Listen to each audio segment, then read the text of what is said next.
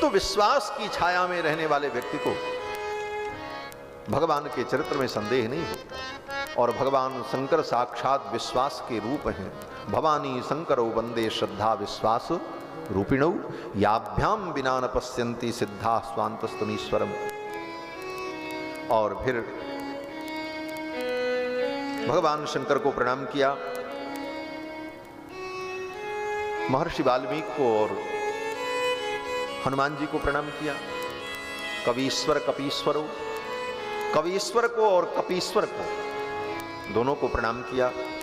और फिर भगवती श्री जानकी जी को प्रणाम किया। उद्भव स्थित संहार कारणीम क्लेशहारिणीम सर्वश्रेयस्करीम सीताम नतो हम राम वल्लभाम। और सबको प्रणाम करने के बाद भगवान श्री राम को प्रणाम करते हुए गोस्वामी जी कहते हैं कि यन्माया बसवर्ति विश्वमखिलम ब्रह्मादि देवासुरा। जिन भगवान की माया के वश में ये संपूर्ण सृष्टि है, ब्रह्मादिक देवता भी जिनकी माया से मोहित हो जाते हैं, जिनकी माया के कारण असत्य में सत्य का भ्रम उत्पन्न होता है। और जिन भगवान के चरणारविंद की भक्ति ही संसार सागर से पार जाने की एकमात्र नावका है, ऐसे प्रभु श्री राम को हम प्रणाम करते हैं। यत्पादप्लवमेकमेव हि भवाम बोधे स्थितिर्षावताम वंदे हम तमशेष कारण परम रामाख्यमीशम हरिम। भगवान श्री राम के चरणों में प्रणाम करते हुए गोस्वामी जी कहते हैं कि यत्पादप्लवमेकमेव हि भवाम बोधे स्थितिर्षावताम। संसार सागर से पार जाने की एकमात्र नावका अगर कोई है तो क्या है? बोले भगवान का चरणारविंद।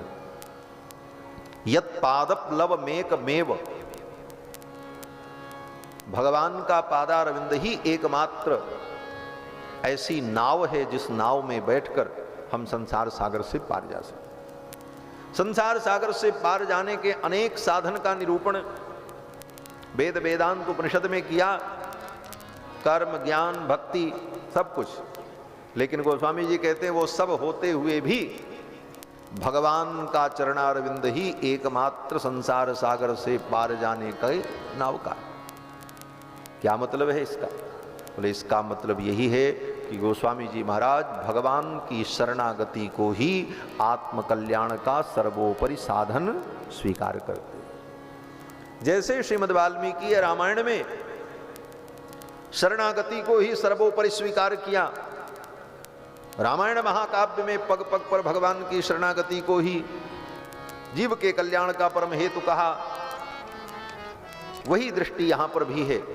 गोस्वामी जी महाराज कहते हैं कि भगवान का चरणारविंद ही संसार सागर से पार जाने की एकमात्र नावका है।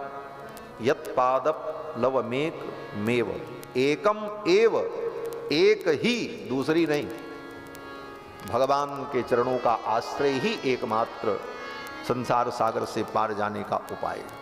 भवाम बोधे स्थितिर्षावताम, अगर संसार से पार जाना चाहते हो तो भगवान के चरणों का आश्रय ग्रहण करो। बोले महाराज हम दूसरी नाव का कर लेंगे। बोले दूसरी नाव का नहीं मिलेगी, है ही नहीं है, बनी ही नहीं है। गोस्वामी जी कहते हैं एकमेव, एकमात्र नावका यही है कि भगवान के चरण का आश्रय लो। इसी बात को गोस्वामी जी महाराज कहते हैं विनय पत्रिका में, जाऊं कहां तज शरण तुम्हारे। भगवान के चरण को छोड़ करके जाओगे कहां? भगवान के चरणों के अतिरिक्त कोई दूसरा आश्रय नहीं है। जाऊं कहां तज चरण तिहारे, काको नाम पतित पावन जग।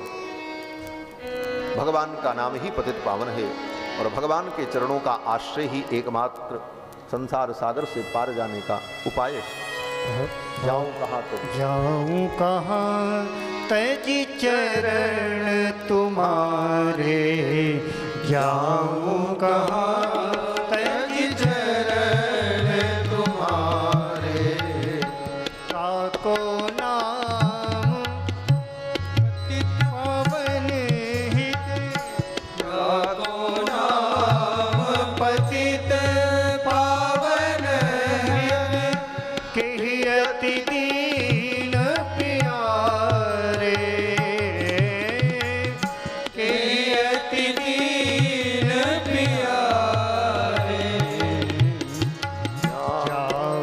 कहाँ तज चरण तुम्हारे, जाऊं कहाँ तज चरण तुम्हारे।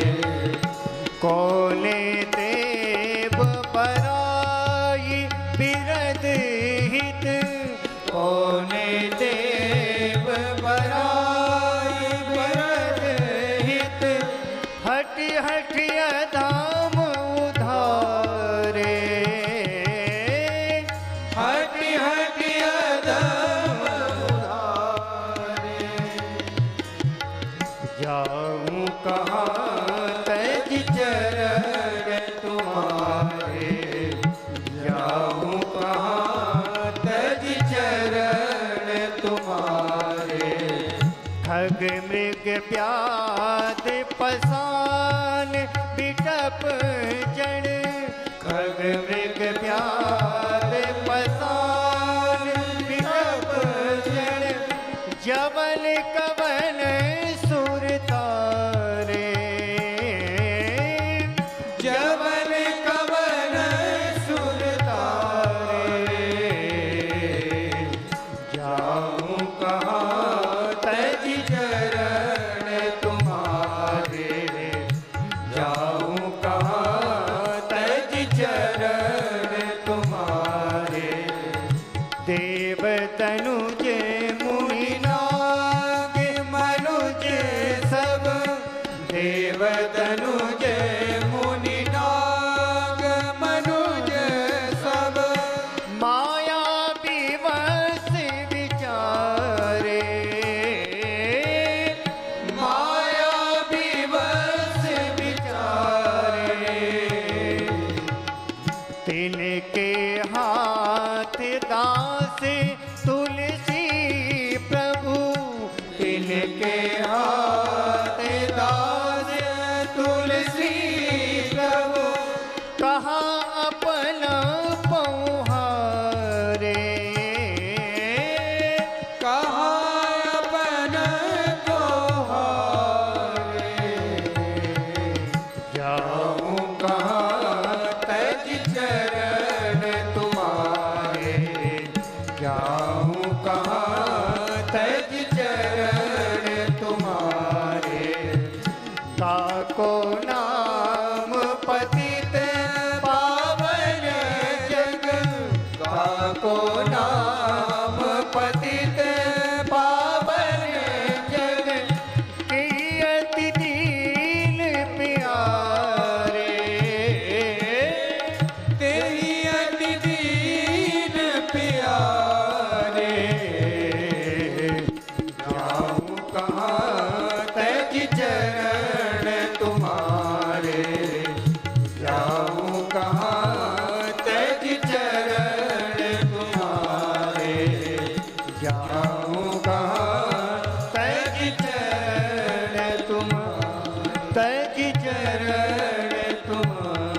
तज चरण तुम्हारे।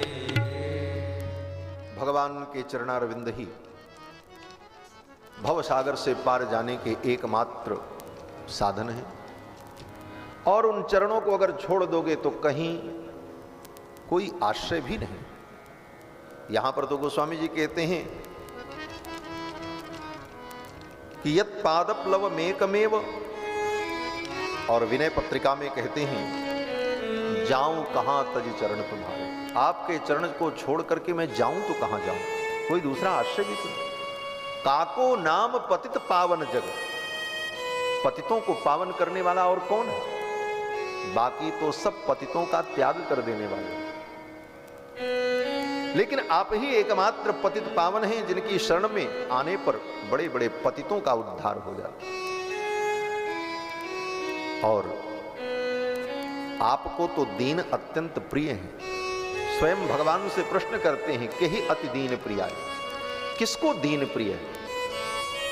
दीन अगर किसी को प्रिय है तो आपको प्रिय है। इसीलिए भगवान का एक नाम है दीन प्यारे वेद पुकारे द्रवहु सुश्री भगवान।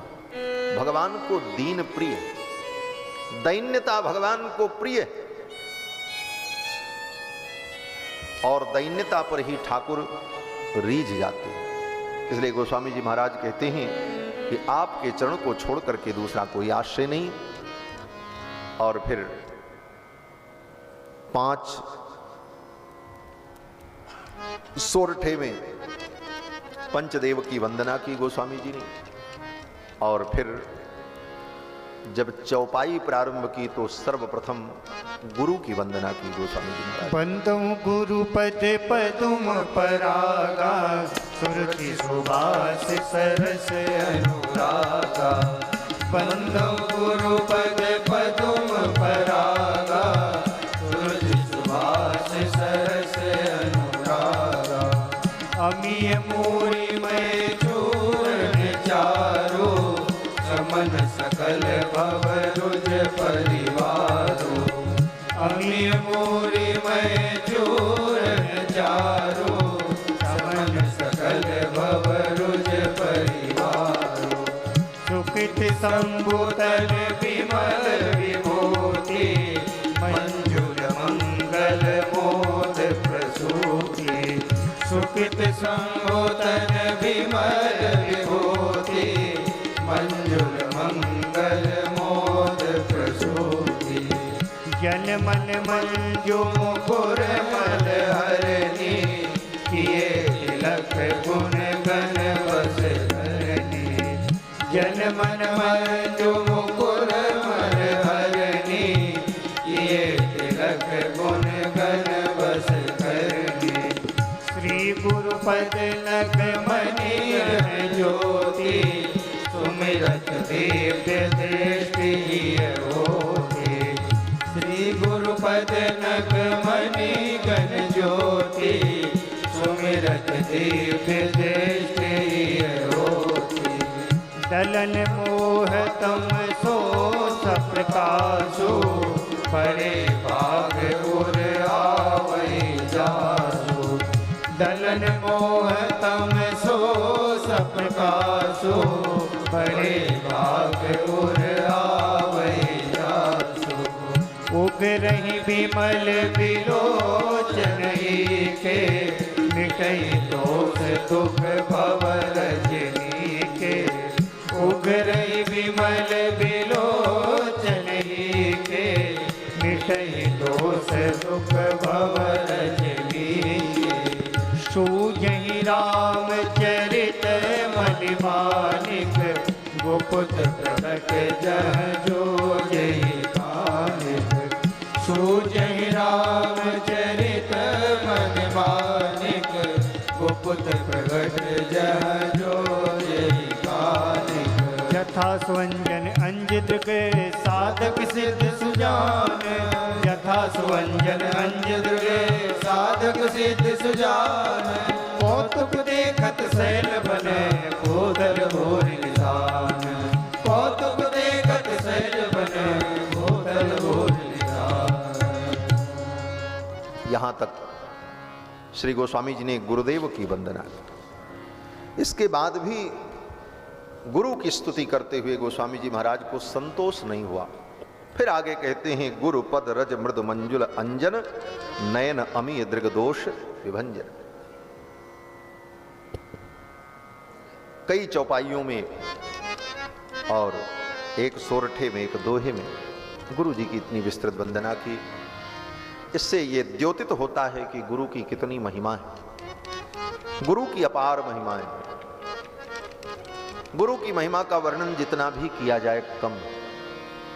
स्वयं भगवान ने गुरु की महिमा का वर्णन करते हुए कहा कि आचार्यम माम विजानीयात नावमन्येत करहचित, नमर्त्य बुद्ध्या सूयेत सर्वदेवमयो गुरु। भगवान कहते हैं कि आचार्यम माम विजानीयात, अपने आचार्य को, गुरु को मेरा ही स्वरूप समझना चाहिए। और मेरे में और आचार्य गुरु में कोई अंतर नहीं। नमर्त्य बुद्ध्या सूयेत सर्वदेवमय गुरु हो, और गुरु को, आचार्य को मनुष्य बुद्धि से नहीं देखना चाहिए। वो मनुष्य हैं, इस प्रकार की भावना नहीं करनी चाहिए। इस प्रकार से गुरु की बड़ी विस्तृत महिमा शास्त्रों में, पुराणों में भरी पड़ी। लेकिन यहां पर यह भी समझना आवश्यक है यह शिष्य की भावना का विषय है। शिष्य ऐसी भावना गुरु के प्रति रखे, क्योंकि गुरु तत्व है। जैसे परमात्मा तत्व नित्य है, उसी तरह गुरु तत्व भी नित्य है। गुरु तत्व के बिना संसार में कोई भी व्यवहार नहीं चल सकता। जन्म से लेकर मृत्यु पर्यंत गुरु तत्व की विभिन्न रूपों में आवश्यकता होती है। पैदा होते ही, जन्म लेते ही मां को गुरु के रूप में हम अनुभव करते हैं, और बड़े होने पर पिता को गुरु के रूप में अनुभव करते हैं, फिर परिजनों को अनुभव करते हैं, फिर शास्त्र ज्ञान के लिए गुरुजनों का अनुभव करते हैं। यहां तक कि रास्ते चलते समय भी रास्ता भटक जाएं तो जिस व्यक्ति को हमने कभी नहीं देखा, जिससे कोई परिचय नहीं, उससे हम पूछते हैं कि हमें अमुक जगह जाना है, तो वह भी मार्गदर्शन कर देता है। ठीक है, आप यहाँ से ऐसे चले जाओ, आप अपने गंतव्य तक पहुँच जाओगे। उसके अंदर भी उस क्षण गुरु तत्व उद्भासित होता है, तभी उसके द्वारा आपका मार्गदर्शन। गुरु तत्व नित्य तत्व और व्यापक तत्व है। जैसे परमात्मा व्यापक तत्व है, उसी तरह गुरु तत्व भी बड़ा व्यापक तत्व है। वो कहां किस रूप में आपके लिए सहायता के लिए उपस्थित होगा, ये अनुभव करने की आवश्यकता है। और जहां पर जिस रूप में वह गुरु तत्व आपका हित कर रहा हो, वहां पर उस रूप में उस तत्व के प्रति श्रद्धा रखना, यही शिष्य का धर्म है, यही जीव का धर्म है। गुरु की अपार महिमा है। गुरु के बिना, आचार्य के बिना तो संसार का कोई भी व्यवहार, चाहे वो लौकिक हो चाहे पारलौकिक हो, कोई भी व्यवहार आचार्य और गुरु के बिना नहीं चल सकता। इसलिए गुरु की बड़ी विस्तृत महिमा का वर्णन किया गोस्वामी जी ने। और फिर ब्राह्मणों की वंदना की। बंदहु प्रथम महीसुर चरना, बंदहु प्रथम महीसुर चरना, मोह जनित संशय सब हरना। ब्राह्मणों की वंदना की। ये महीसुर माने ब्राह्मण, ये पृथ्वी के देवता हैं। पृथ्वी पर अगर कोई प्रत्यक्ष देवता है तो वो ब्राह्मण है। क्यों? बोले सारी सृष्टि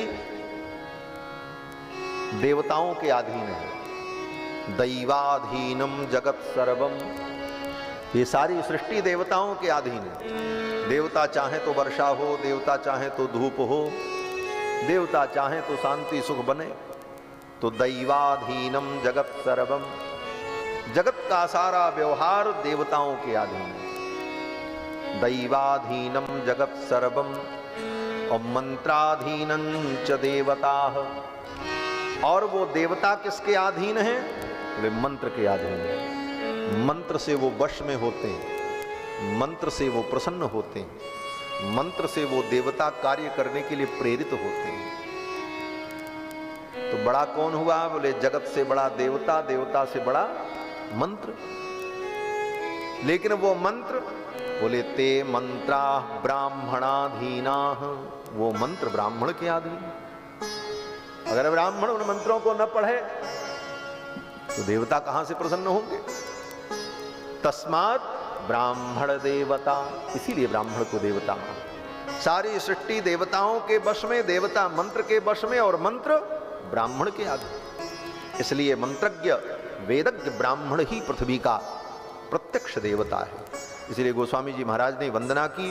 बंदहु प्रथम महीसुर चरना, मोह जनित संशय सब हरना। मोह रूपी, मोह जनित जो संशय है उसका हरण करने वाले कौन हैं? बोले महीसुर ब्राह्मण। मोह क्या है? बोले सत्य को असत्य समझना, अनित्य को नित्य समझना, इस अनित्य संसार में सत्यता का भ्रम होना, यह मोह के कारण है। और मोह अज्ञान के कारण है। अज्ञान की निवृत्ति कैसे होगी? बोले अज्ञान की निवृत्ति सदुपदेश से होगी, और वह उपदेश आचार्यों के द्वारा, ब्राह्मणों के द्वारा ही प्राप्त होगा। इसलिए गोस्वामी जी महाराज कहते हैं बंदहु प्रथम महीसुर चरना, मोह जनित संशय सब हरना। और फिर संतों की वंदना की, संत समाज की वंदना की। संत समाज की वंदना करते हुए गोस्वामी जी महाराज कहते हैं कि मुद मंगलमय संत समाजू जिम जग जंगम तीरथ राजू। ये संत समाज क्या है? बोले संत समाज चलता फिरता तीर्थराज प्रयाग। तीर्थराज प्रयाग तो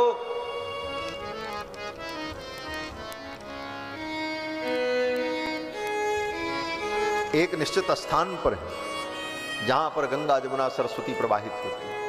वहां आपको जाना पड़ेगा, आप वहां जाओगे, वहां स्नान करोगे, तब आपको तीर्थराज प्रयाग फल देंगे। और जो नहीं जा सका तो उसको फल नहीं मिलेगा।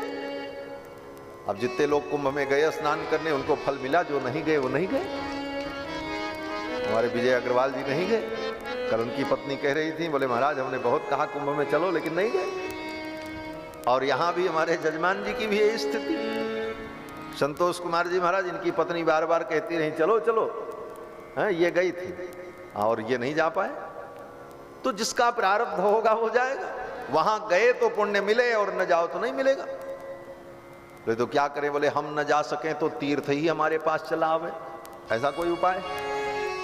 तो कहते हैं हाँ महाराज, वो तीर्थराज प्रयाग तो नहीं आएगा, लेकिन एक दूसरा तीर्थराज प्रयाग जरूर है जो कि स्वयं चल करके आपके पास आ सकता है। और वो तीर्थराज प्रयाग कौन है? बोले वो संतों का समाज है महाराज। मुद मंगलमय संत समाजो, मुद मंगलमय संत समाजो, जो जग जंगम तीरथ राजू, जो जग जंगम तीरथ राजू, राम भक्ति जय सुर सरिधारा, राम भक्ति जय सुर सरिधारा, सरसहि ब्रह्म विचार परम कथार अभिनंदन बरहि, मुद मंगलमय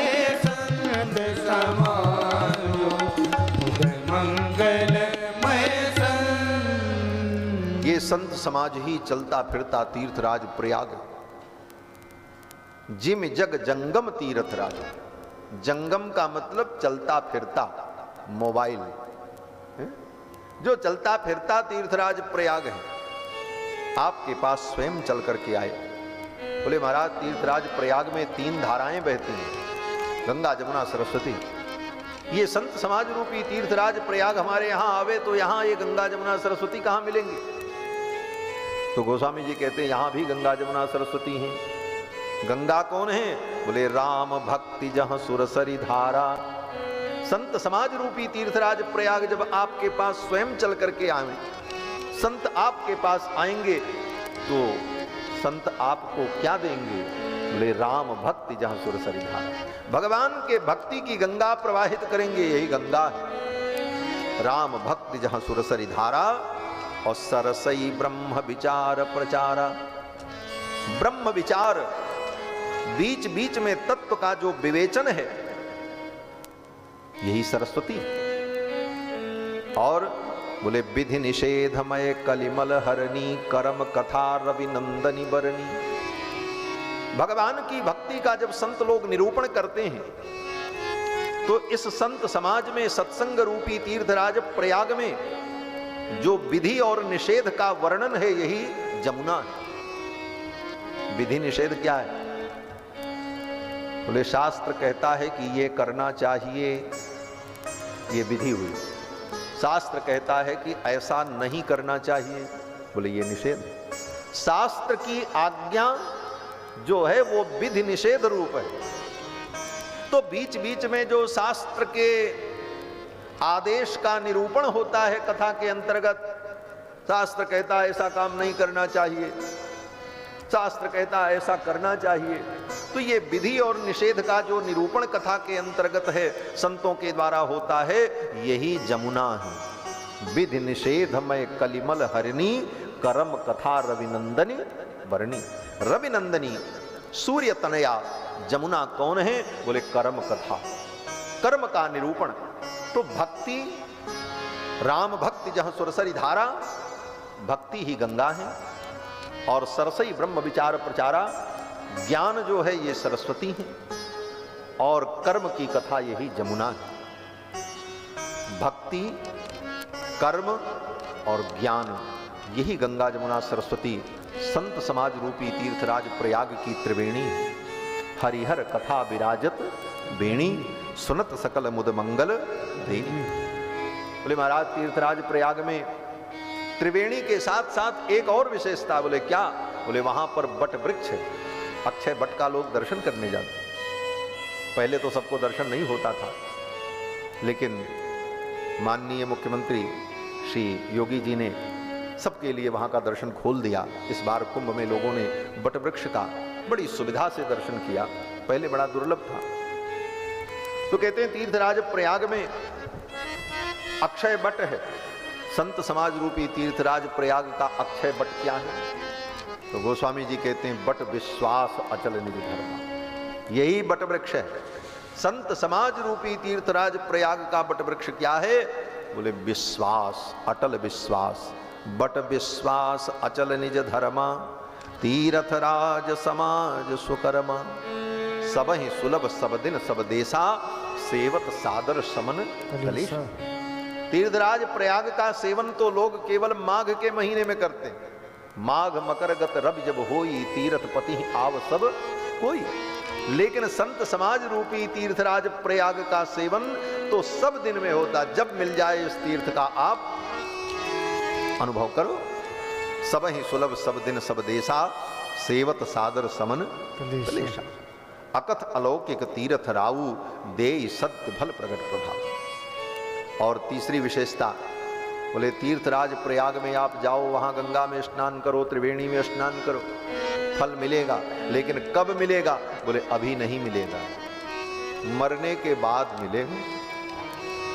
तीर्थराज प्रयाग में स्नान किए, कुंभ स्नान किया, इसका फल कब होगा? बोले मरने के बाद, तत्काल नहीं मिलेगा। लेकिन संत समाज रूपी तीर्थराज प्रयाग में अगर आपने स्नान किया तो तत्काल फल मिलेगा महाराज। सुनि समुझई जन मुदित मन, मज्जहि अति अनुराग, लहई चार फल अछत तनु। साधु समाज प्रयाग। साधु समाज रूपी प्रयाग में स्नान करने पर व्यक्ति को तत्काल फल की प्राप्ति होती है। मज्जन फल पेखिय तत्काल। मज्जन फल पेखिय तत्काला, मज्जन फल पेखिय तत्काला। ताक होई पिक बकऊ मराला, ताक होई पिक बकऊ मराला। मज्जन फल पेखिय तत्काला, मज्जन फल पेखिय तत्काला। मज्जन फल पेखिय तत्काल। संत समाज रूपी तीर्थराज प्रयाग में स्नान करने का तत्काल फल मिलेगा। तत्काल फल क्या मिलेगा? कहते काक हो ही पिक। अगर तुम कौवा हो तो तुम कोयल बन जाओगे, और अगर तुम बगुला हो तो हंस बन जाओगे। बोले कौवा और कोयल में और बगुले और हंस में अंतर क्या है? बोले कौवा देखने में जैसा होता है, कोयल भी वैसी होती है, रंग वैसा, आकृति वैसी। इसका मतलब बोले संत समाज रूपी तीर्थराज प्रयाग में अब स्नान करोगे तो बदल तो जाओगे, लेकिन शरीर से नहीं। शरीर तो यही रहेगा, आकृति आपकी यही रहेगी, स्वरूप यही रहेगा, लेकिन प्रकृति बदल जाएगी। आकृति वही रहेगी, प्रकृति बदल जाएगी। कौवे की प्रकृति अलग है और कोयल की प्रकृति अलग। आकृति तो एक जैसी है, लेकिन प्रकृति दोनों की भिन्न है। कौवा बोलेगा तो कांव कांव बोलेगा, और कोयल बोलेगी तो कितनी मधुर वाणी बोलेगी। कोयल की वाणी में मधुरता है और कौवे की वाणी में कर्कशता है। कौवा का आचरण, उसकी प्रकृति भिन्न है, और कोयल की प्रकृति मंगलमयी। कोयल जब कुहकती है तो सभी को आनंद का अनुभव होता है, और कौवे की कर्कश वाणी किसी को प्रिय नहीं लगती। अर्थात आपने अगर संत समाज रूपी तीर्थराज प्रयाग में स्नान किया, सत्संग किया, तो स्वरूप से तो आप ऐसे ही रहोगे, लेकिन आपका स्वभाव बदल जाए। आपकी प्रकृति बदल जाएगी, आपकी वाणी बदल जाएगी, आपका व्यवहार बदल जाएगा। आपकी वाणी लोगों को प्रिय लगेगी, आपका व्यवहार लोगों को प्रिय लगेगा। कल तक जो लोग आपसे बात नहीं करना चाहते थे, वही आपके बगल बैठ करके सुख का अनुभव करेंगे। स्वरूप वही रहेगा, प्रकृति बदल जाएगी। काक हो पिक बकहूं मराला, इसमें कोई आश्चर्य की बात नहीं है। सुनी आचरज करे जन कोई, गोस्वामी जी महाराज कहते हैं इसको सुन करके आश्चर्य मत करो, ये परम सत्य है। सत्संग से बड़े बड़े का जीवन बदल जाता, एक दो इतिहास नहीं।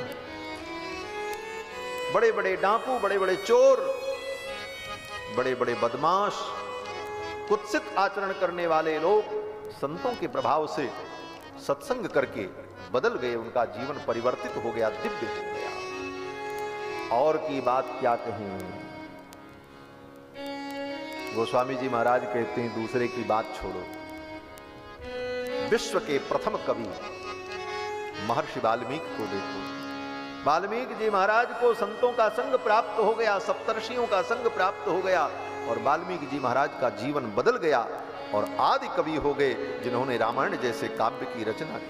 वाल्मीकि नारद घट जोनी, निज निज मुख ने कही निज होनी। वाल्मीकि नारद घट जोनी, निज निज मुख ने कही निज होनी।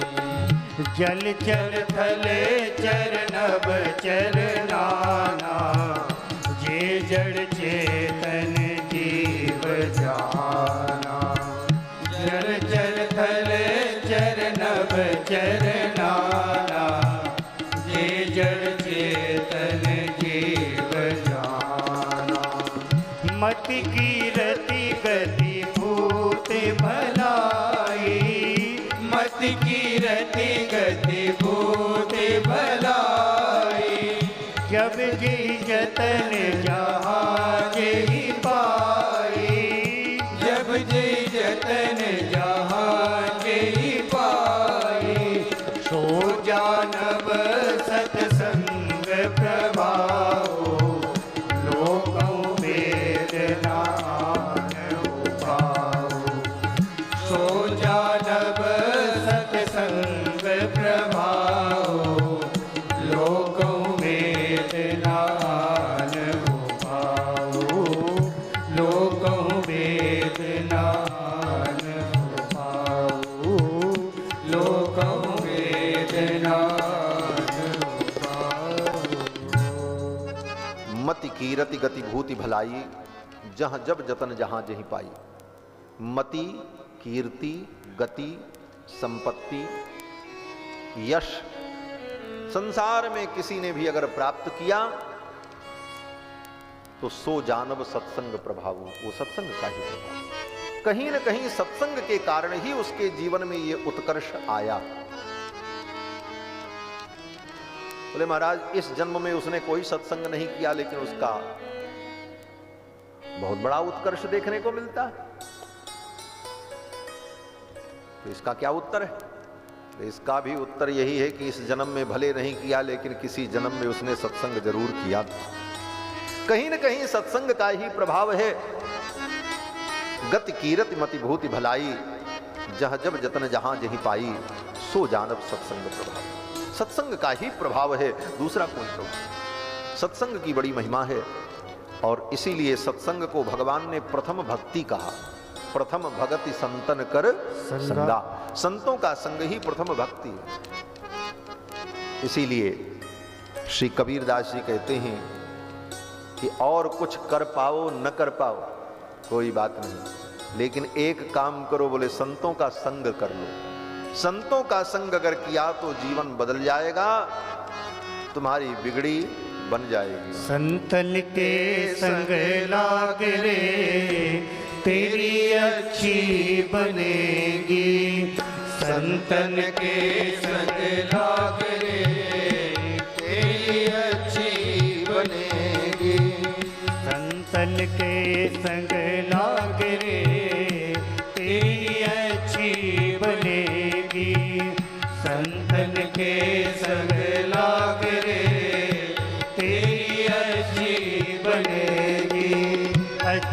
बनेगी तेरी बिगड़ी बनेगी, अच्छी बनेगी तेरी बिगड़ी बनेगी। हो ये तेरो बड़े भाग रे तेरी अच्छी बनेगी, हो ये तेरो बड़े भाग रे तेरी अच्छी बनेगी। संतन के संग लाग रे तेरी अच्छी बनेगी, संतन के संग लाग रे तेरी अच्छी बनेगी। संतन संग कर पुण्य कमाई, संतन संग कर पुण्य कमाई, संतन संग कर पुण्य कमाई, संतन संग कर पुण्य कमाई। राम चरण अनुराग रे तेरी अच्छी बनेगी, राम चरण अनुराग रे तेरी अच्छी बनेगी। संतन के संग लाग रे तेरी अच्छी बनेगी, संतन के संग लाग रे तेरी अच्छी बनेगी। ध्रुव जी की बन गई, प्रहलाद जी की बन गई, ध्रुव जी की बन गई, प्रहलाद जी की बन गई, ध्रुव जी की बन गई, प्रहलाद जी की बन गई, ध्रुव जी की बन गई, प्रहलाद जी की बन गई। हरि सुमिरन में लाग रे तेरी अच्छी बनेगी, हरि सुमिरन में लाग रे तेरी अच्छी बनेगी। संतन के संग लाग रे तेरी अच्छी बनेगी, संतन के संग लाग रे तेरी अच्छी बनेगी।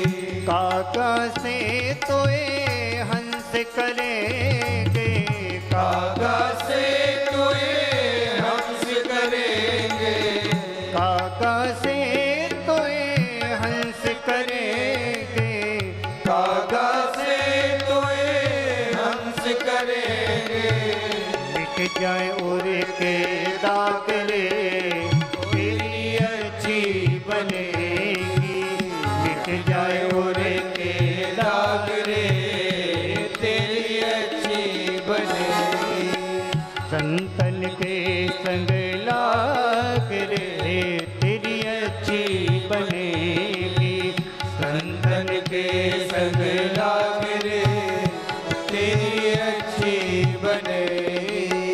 मोहन सा में बहुत दिल सोयो, मोहन सा में बहुत दिन सोयो, बहुत दिन सोयो, बहुत दिन सोयो, बहुत दिन सोयो, बहुत दिन सोयो। मोहन सा में बहुत दिन सोयो, मोहन सा में बहुत दिन सोयो। जाग सके तो जाग रे तेरी अच्छी बनेगी, जाग सके तो जाग रे तेरी अच्छी बनेगी।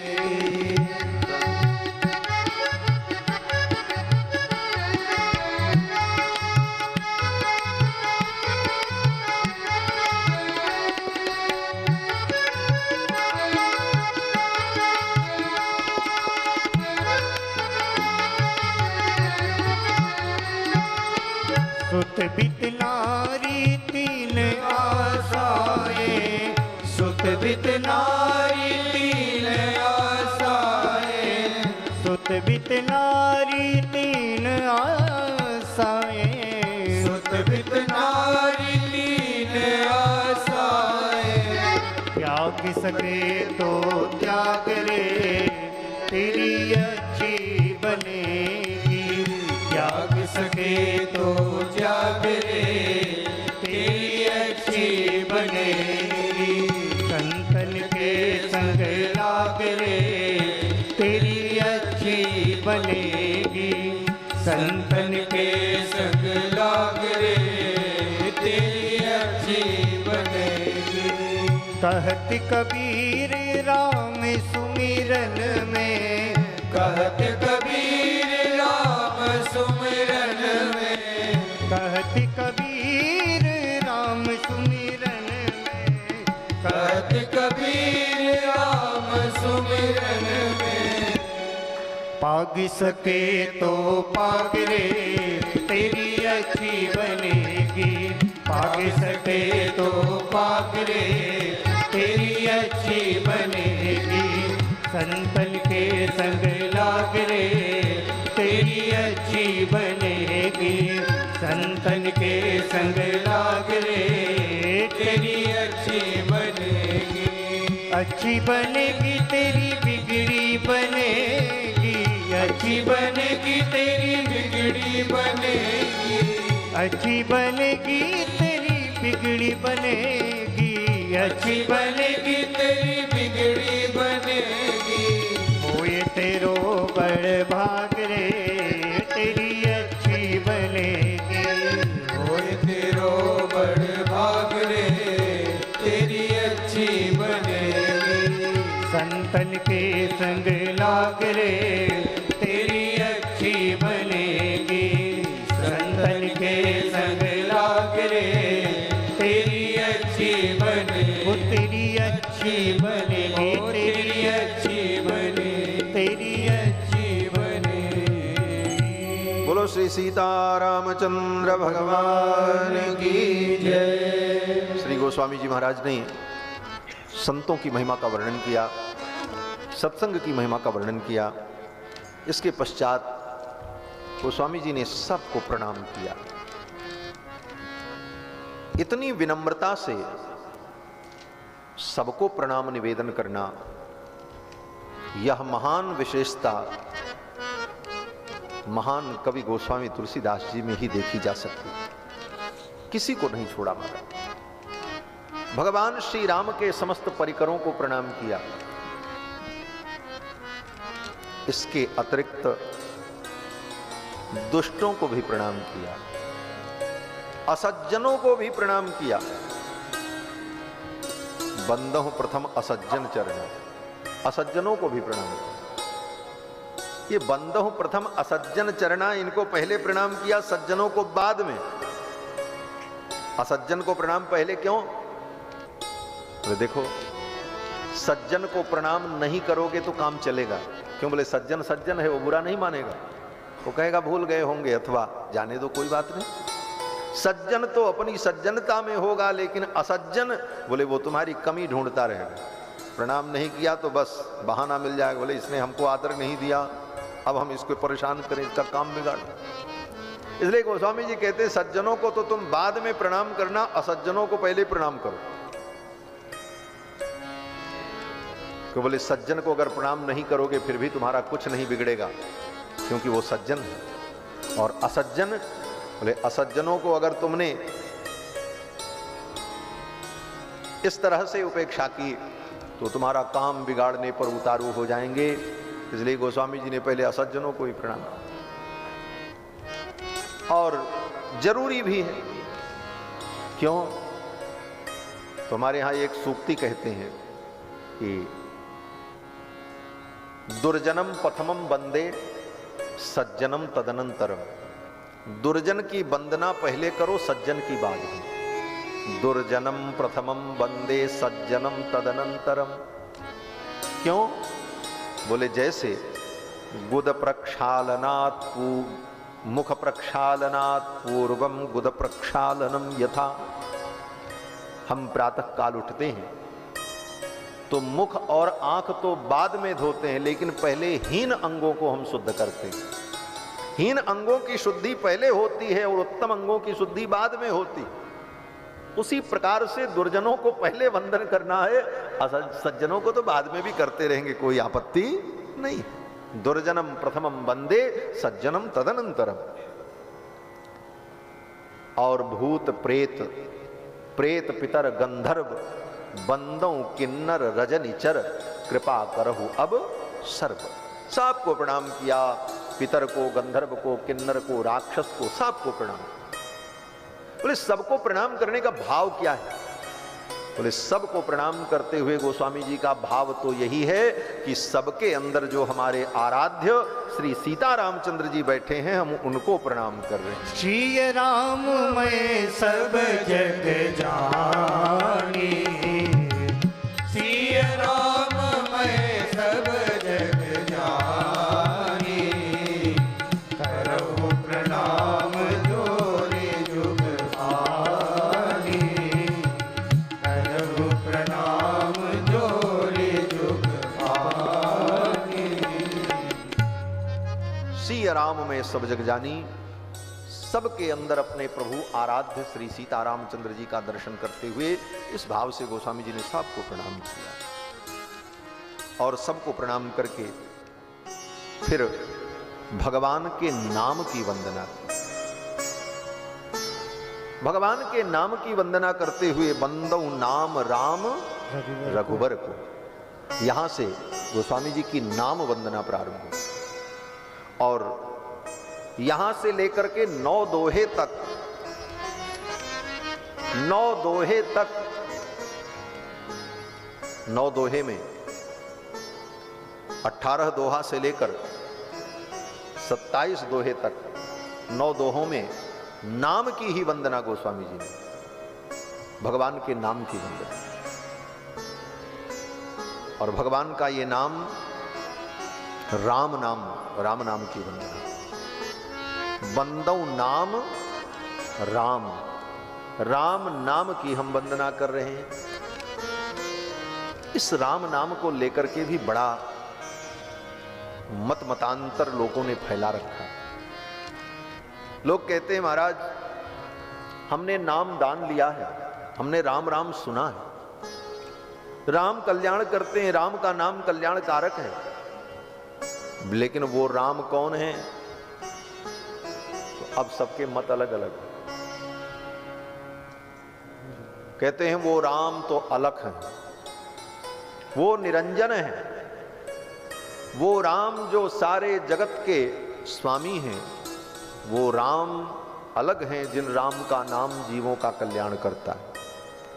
और जो दशरथ जी के पुत्र राम हैं, अयोध्या के राजा दशरथ के पुत्र राम, वो राम तो मनुष्य है। हम जिस राम नाम का उच्चारण करते हैं वो राम नाम तो उस अलग परमात्मा का नाम है। और दशरथ नंदन राम अलग हैं, और दशरथ नंदन का नाम जो राम है वो राम नाम अलग है।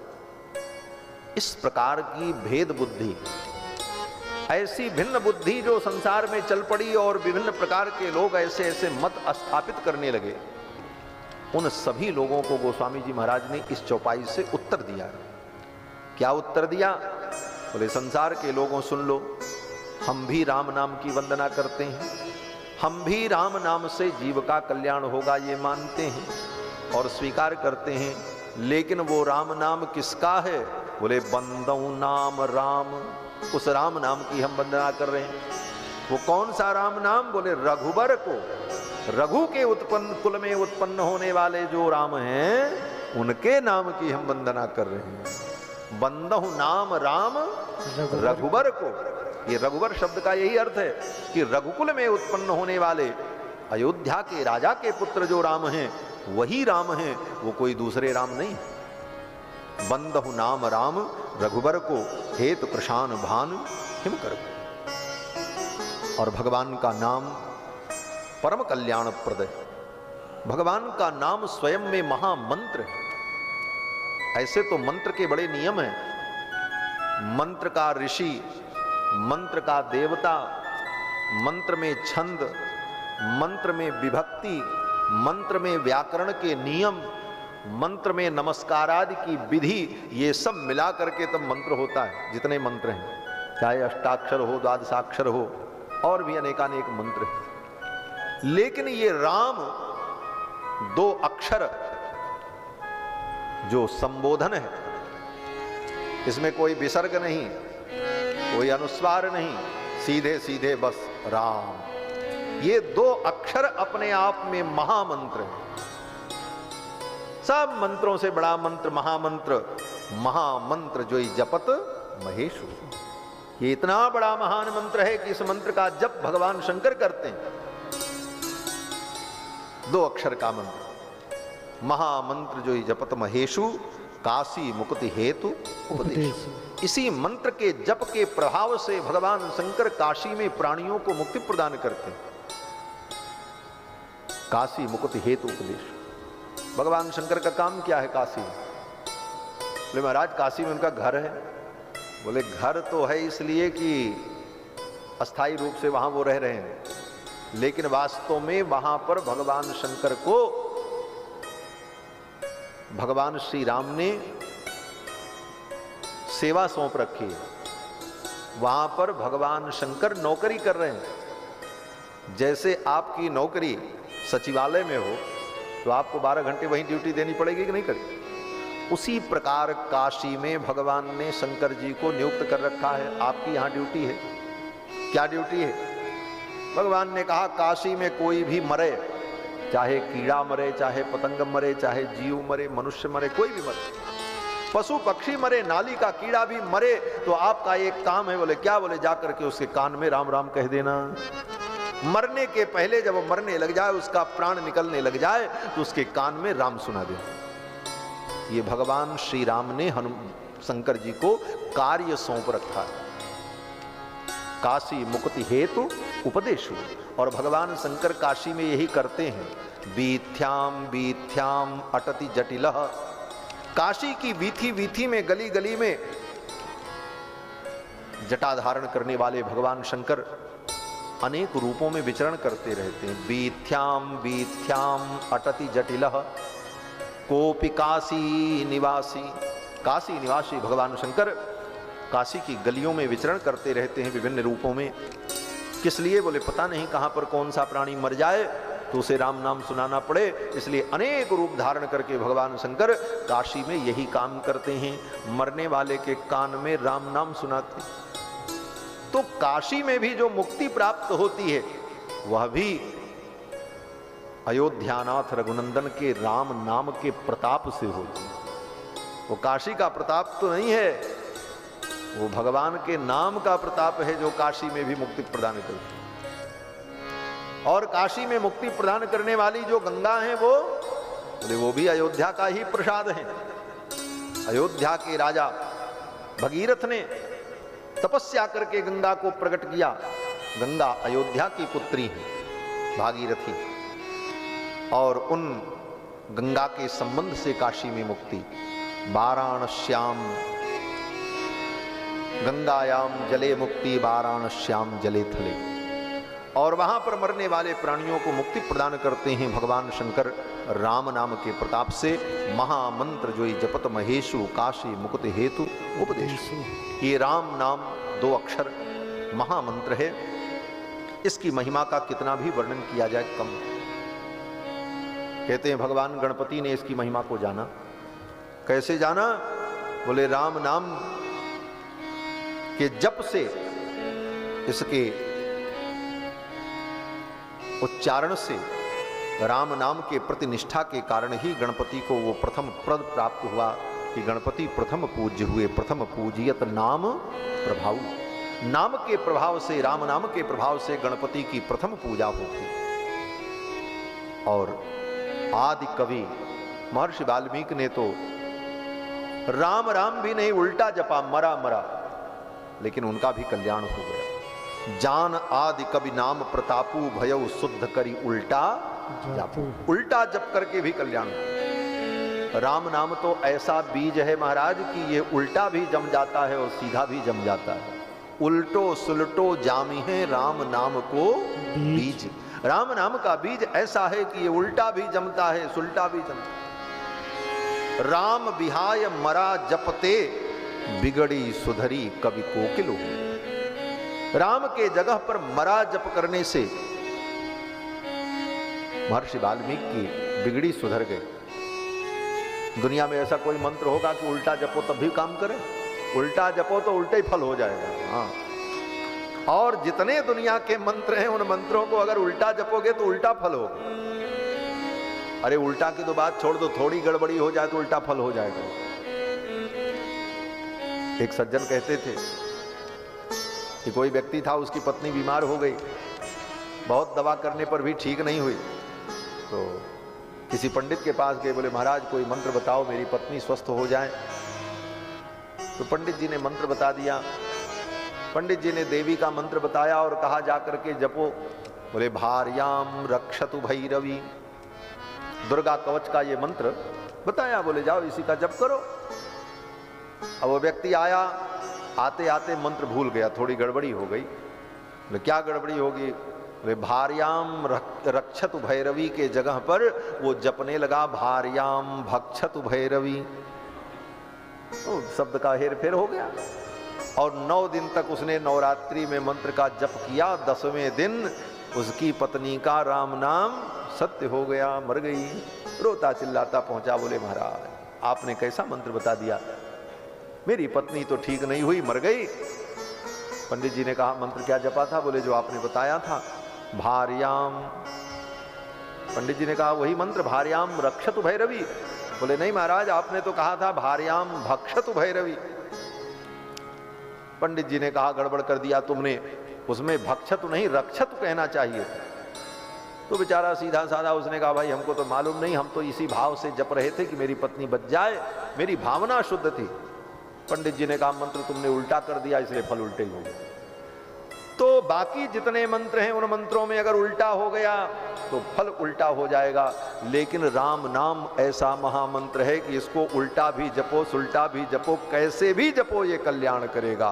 भाय कुभाय अनख आलसहू, नाम जपत मंगल दिशि दसहू। भाई कुभाय अनख आलसहू, भाई कुभाय अनख आलसहू, नाम जपत मंगल दिशि दसहू, नाम जपत मंगल दिशि दसहू, नाम जपत मंगल दिशि दसहू, नाम जपत मंगल दिशि दसहू। भाई कुभाय अनख आलसहू, भाई कुभाय अनख आलसहू, भाई कुभाय अनख। भगवान का नाम भाव से कुभाव से कैसे भी जपो, उल्टा जपो सुल्टा जपो, परम कल्याणप्रद भगवान का नाम। भगवान विष्णु के 1000 नाम का उच्चारण करो, उसका जो फल एक बार राम कहने मात्र से प्राप्त हो जाता है।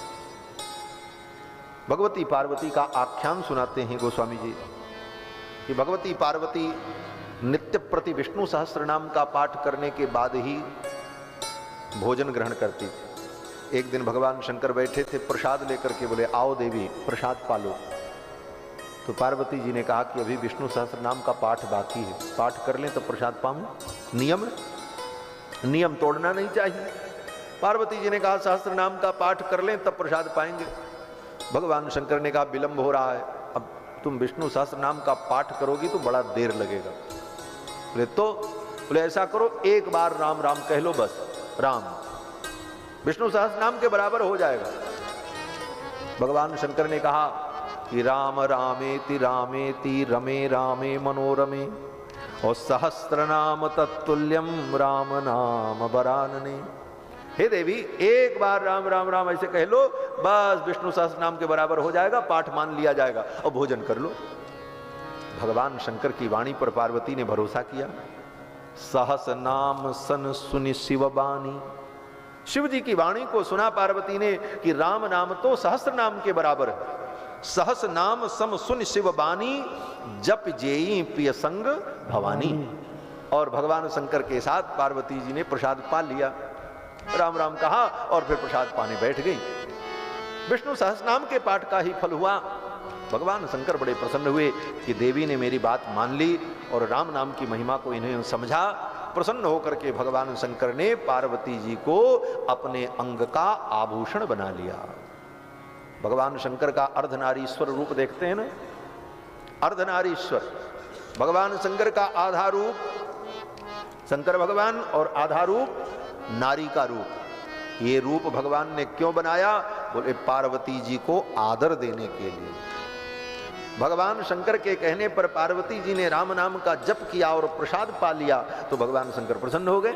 भगवान शंकर ने देखा हर से हेतु हेर ही को और किय भूषण तिय भूषण तिय को। स्त्रियों की जो भूषण है भगवती पार्वती, उनको भगवान शंकर ने अपना भूषण बना लिया, अर्धस्वरूप प्रदान किया।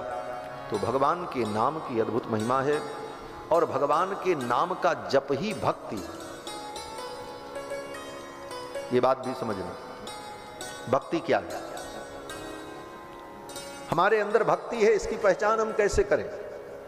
बोले भगवान के नाम जप की निष्ठा हो जाए और आपके द्वारा नाम जप हो रहा है, बोले यही भक्ति है। जितना नाम जप हो, सीताराम सीताराम सीताराम सीता, ये भगवान का नाम जप ही भक्ति है। प्रमाण तो गोस्वामी जी महाराज बड़ा सुंदर दोहा यहां लिखते हैं। वर्षा ऋतु रघुपति भगति, वर्षा ऋतु रघुपति भगति, तुलसीदास सुधा से। वर्षा ऋतु रघुपति भगति, तुलसीदास सुधा से। राम नाम बर बरन जुग, सावन भादौ मास। राम नाम बर बरन जुग, सावन भादौ मास। हाँ सावन भादौ मास, हाँ सावन भादौ मास। भक्ति क्या है? गोस्वामी जी कहते हैं कि वर्षा ऋतु रघुपति भगति। रघुनंदन की भक्ति क्या है? बोले वर्षा ऋतु, ऋतु से उपमा दी। वर्षा ऋतु भगवान की भक्ति, और उस वर्षा ऋतु में उत्पन्न होने वाली विशेष वस्तु क्या होती है? बोले धान की खेती बड़ी बढ़िया होती, खूब पानी बरसे तो बढ़िया धान होता है। तो कहते हैं वर्षा ऋतु रघुपति भगति, भगवान की भक्ति ही वर्षा ऋतु है। और तुलसी साली सुदास, भगवान के जो भक्त हैं वही वो साली तंडुल हैं, वही धान है। भगवान की भक्ति रूपी वर्षा ऋतु आएगी तो भक्तों का संवर्धन होगा, भक्त बढ़ेगा। लेकिन वर्षा जब ऋतु आती है तो उसका तय महीना है, किस महीने में आती है? बोले उसके निश्चित 2 महीने हैं। कौन कौन? बोले एक सावन का महीना, दूसरा भादों का महीना। तो गोस्वामी जी कहते हैं कि राम नाम बर बरन जुग, सावन भादम मास। राम नाम ये जो भगवान का नाम है, इसके जो 2 वर्ण हैं, रा और म, ये 2 वर्ण जो है यही 2 महीने हैं। रा माने सावन और मा माने भादौ। तो भगवान श्री राम के नाम के 2 अक्षर यही सावन भादों का महीना है। अगर राम नाम का उच्चारण हो रहा है तो सावन भादौ है, और सावन भादौ ही वर्षा है, और वर्षा ही तो भक्ति है। वर्षा ऋतु रघुपति भगति। तो वर्षा ऋतु में और सावन भादौ में कोई अंतर नहीं है। जैसे कोई व्यक्ति कहे कि हम अयोध्या आए थे, बोले कब? बोले बरसात के समय में आए थे। तो सामने वाले व्यक्ति ने कहा हाँ हाँ, जब आप आए थे तब सावन का महीना था। तो बात तो एक ही भाई, बरसात में आए थे वो कह रहा और सामने वाला कह रहा हाँ हाँ आप सावन में आए थे। तो सावन भादौ ही वर्षा ऋतु है और वर्षा ऋतु ही सावन भादौ, और वर्षा ऋतु ही भगवान की भक्ति। वर्षा ऋतु रघुपति भगत। और सावन भादौ क्या है? बोले राम नाम के 2 अक्षर रा और मां, यही सावन भादौ। तो भगवान का नाम जप ही भक्ति है। राम नाम बर बरन जुग, सावन भादौ मास। भगवान के नाम की अद्भुत महिमा सुनाई। और अंत में तो यहां तक कहते हैं कि भगवान का नाम भगवान से भी बढ़कर है। बोले क्यों? बोले भगवान तो एक तपस्वी की पत्नी अहिल्या का उद्धार करते हैं। राम एक तापस तिय तारी, लेकिन भगवान का नाम, बोले नाम कोटि खल कुमति सुधारी, भगवान के नाम ने तो करोड़ों का उद्धार कर दिया। और भगवान का नाम, बोले भगवान का नाम कैसे भी लो कल्याणकारक। और गोस्वामी जी तो यहां तक कहते हैं कि इस रामायण में भी जो कुछ है भगवान का नाम ही है। यही मह रघुपति नाम उदारा, अति पावन पुराण श्रुति सारा। यही मह रघुपति नाम उदारा, रामायण में क्या है? बोले राम जी का नाम है। और राम जी का नाम कैसा है? बोले बड़ा उदार है। उदार किसे कहते हैं? बोले उदार तो भगवान भी है, भगवान बड़े उदार हैं, लेकिन राम नाम तो भगवान से भी ज्यादा उदार है। उदारता किसे कहते हैं? बोले उदारता उसे कहते हैं जो खूब देता हो, उसको लोग कहते हैं उदार। बड़े उदार हैं महाराज, खूब देते हैं। लेकिन उदारता की सच्ची परिभाषा क्या है? बोले देने वाला व्यक्ति उस लेने वाले व्यक्ति की पात्रता पर विचार किए बिना अगर देता है तो वो उदार है। एक सज्जन थे, खूब दान कर रहे थे, लोग आ रहे थे लेकर के जा रहे थे। कोई लालची व्यक्ति था, एक बार ले गया धोती कपड़ा पैसा, दोबारा घूम करके लाइन में फिर वो आ गया और फिर लेने लगा। तो देने वाले जो दानी महाराज थे वो पहचान लिए। उन्होंने कहा अभी अभी तुम लेकर के गए हो, फिर लेने आए, चलो हटो, तुमको नहीं मिलेगा। बड़े भारी दानी थे, लेकिन उसे डांट करके भगा दिया। बोले तुम एक बार ले चुके हो, अब दोबारा तुमको नहीं मिलेगा। क्यों दोबारा तुमको नहीं मिलेगा? क्योंकि एक बार ले लेने के बाद अब तुम दोबारा दान लेने के तुम अधिकारी नहीं हो, तुम्हारे अंदर पात्रता नहीं है लेने की, क्योंकि एक बार तुम ले चुके हो। तो दान देने वाला व्यक्ति लेने वाले की पात्रता पर अगर विचार करने लग जाए कि ये दान लेने का पात्र है कि नहीं है, उसी क्षण उसकी उदारता समाप्त हो जाती है। पात्र का विचार कर लिया कि इसको दें कि न दें, ये तो ले चुका है, दोबारा देना ठीक नहीं है, यह विचार आ गया तो उसकी उदारता वहीं पर समाप्त हो जाती। पात्र का विचार करने पर उदारता नष्ट हो जाती। भगवान तो पात्र का विचार करते हैं कि ये कल्याण का पात्र है कि नहीं, इसके ऊपर कृपा करें कि न करें।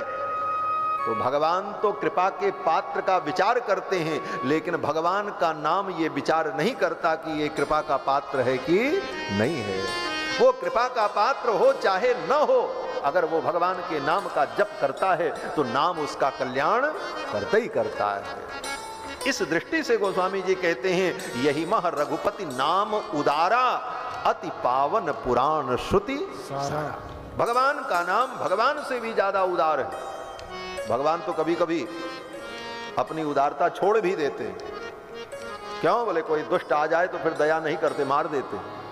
कितनों को मारा है, मारीच को मारा, सुबाहु को मारा, रावण को मारा, कुंभकर्ण को मारा, लेकिन भगवान के नाम ने किसी को नहीं मारा। नाम ने तो केवल तारा ही तारा है। भगवान का नाम कोई भी ले ले, उल्टा भी ले, सुल्टा भी ले, फिर भी भगवान का नाम जीव का कल्याण कर देता है। इसलिए गोस्वामी जी कहते हैं कि यही मह रघुपति नाम उदारा, अति पावन पुराण श्रुति सारा। श्रुतियों का, पुराणों का, वेदों का जो सार है वो क्या है? बोले भगवान का नाम है। इसलिए भगवान के नाम का उच्चारण करें, यही भक्ति है। और इस कलयुग में तो भगवान का नाम ही परम साधन है। 9 दोहों में भगवान के नाम की महिमा का वर्णन किया बड़े विस्तार से। और भगवान के नाम की महिमा जितनी भी कही जाए कम। वेद से लेकर के पुराण स्मृति तक समस्त शास्त्रों में भगवान के नाम की महिमा भरी पड़ी है। अब इसके बाद श्री गोस्वामी जी महाराज ने नाम महिमा का वर्णन करने के बाद कथा का उपक्रम करते हैं। गोस्वामी जी महाराज कहते हैं जो कथा याज्ञवल्क जी ने भरद्वाज जी को सुनाई वही संवाद मैं सुनाऊंगा।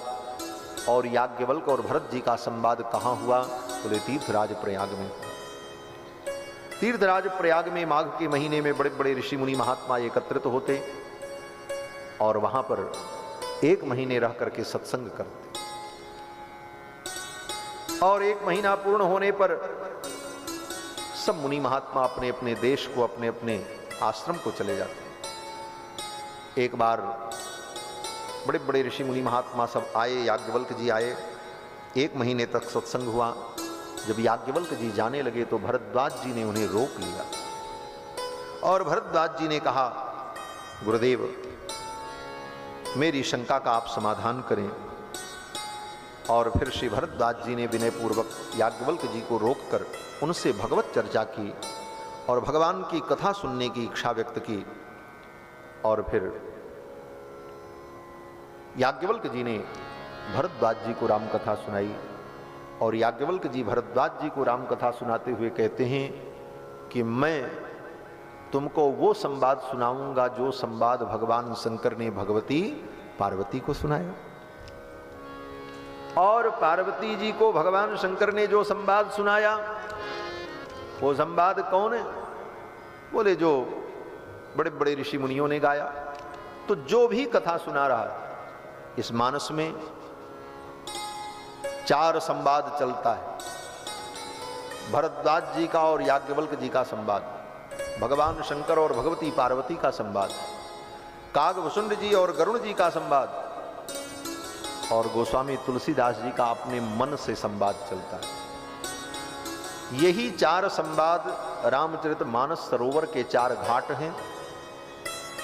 ज्ञान, वैराग्य, भक्ति और शरणागति। ज्ञान घाट, भक्ति घाट, कर्म घाट और शरणागति का घाट, यही 4 घाट है। और चारों घाटों पर भगवान की कथा हुई। 4 घाट में ज्ञान घाट ये भगवान शंकर का घाट है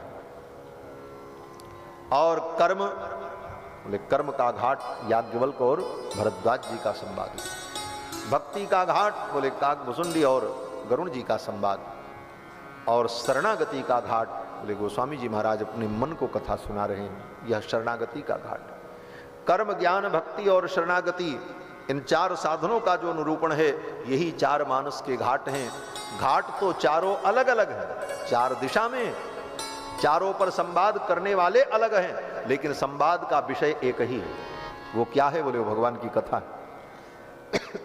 घाट चारों भिन्न हैं, चारों पर संवाद करने वाले 4 लोग अलग अलग हैं, लेकिन संवाद का विषय क्या है? बोले राम जी की कथा।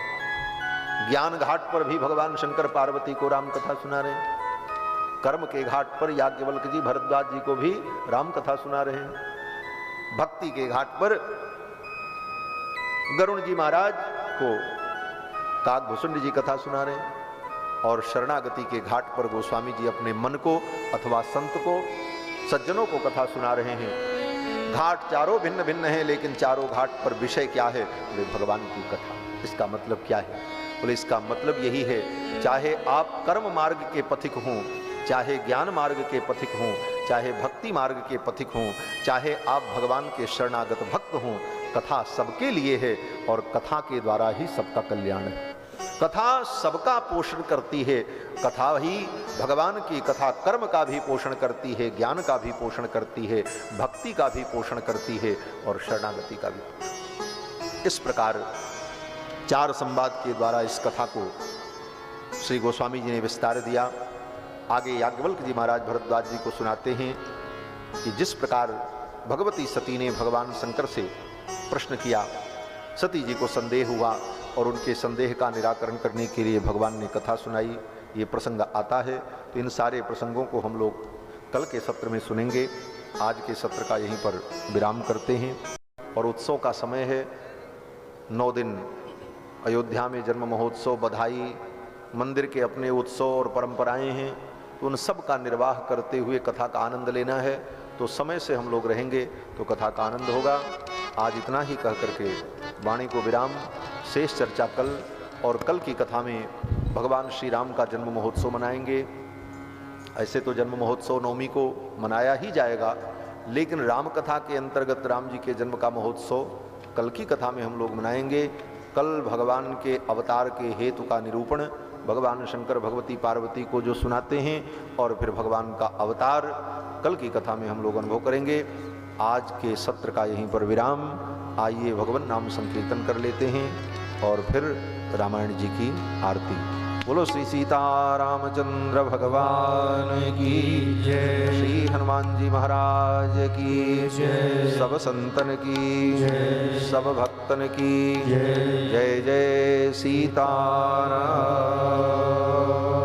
सीताराम राम राम सीताराम राम राम सीताराम राम राम सीताराम राम राम सीताराम राम राम सीताराम राम राम सीताराम राम राम सीताराम राम राम सीताराम राम राम सीताराम राम राम सीताराम राम राम सीताराम राम राम सीताराम राम राम सीताराम राम राम सीताराम राम राम सीताराम राम राम सीताराम राम राम सीताराम राम राम राजा राम राम राम राजा राम राम राम सीताराम राम राम सीताराम राम राम सीताराम राम राम सीताराम राम राम ओ सीताराम राम राम सीताराम राम राम सीताराम राम राम सीताराम राम राम सीताराम राम राम सीताराम राम राम सीताराम राम राम सीताराम राम राम सीताराम राम राम सीताराम राम राम सीताराम राम राम सीताराम राम राम श्री सीतारामचंद्र भगवान की जय। श्री हनुमान जी महाराज की जय। श्री अवधधाम की जय। जय जय सीताराम।